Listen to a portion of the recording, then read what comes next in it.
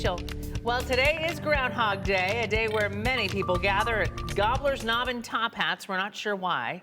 In Pennsylvania to see if Punxsutawney Phil will see his shadow or not. As the legend goes, not really science, but as the legend goes, if the groundhog does see his shadow, going to be 6 more weeks of winter. But how did this whole superstition get started in the first place? Here to explain the history behind Groundhog Day, our own Hector Mendoza. Hector. Well, Justin, Maggie, the first Groundhog Day was back in the 1800s, so it's no wonder why people have no idea how the tradition came to be. But I did a little digging, so take a look.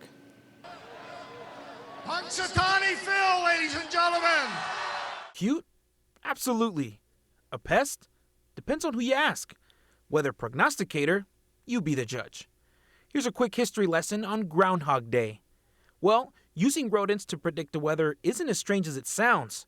Many historians say it originated with the pagans who would have a festival of light on February 2nd to mark the start of spring called Candlemas. Coincidentally, that date marks the halfway point between winter solstice and spring equinox. The tradition was then adopted by medieval Christians for Candlemas Day, which relied on the presence of the sun on, you guessed it, February 2nd to determine the length of winter. Eventually, people started to rely on the hibernation patterns of animals on Candlemas to predict future weather patterns.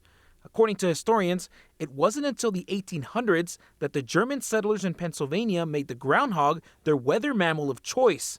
They believed if the rodent emerged from its burrow to see its own shadow, there would be 6 more weeks of winter.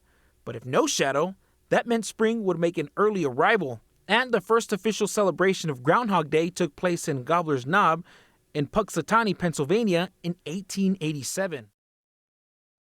It's the largest one and gets about 40,000 people, which is 8 times its population. Oh, my word. And it's no surprise that the festivity has, with the success, has seen other inspirations for many meteorologists. And apparently we have one here named Boise Bill, who lives at Zoo Boise. We do. Larry used to get up bright and early, or dark and early, every Groundhog Day and go out and see if Boise Bill would see his shadow. And Boise Bill is actually a plushie. He's a stuffed animal. Which I just learned an hour ago. Yeah, which Justin just learned, and many many of you might learn that as well. But it's been a fun tradition with Larry all these years. We miss him so much today. Several of you have messaged me saying, I miss Larry. We do miss him so much. So this was one of his favorite days of the year.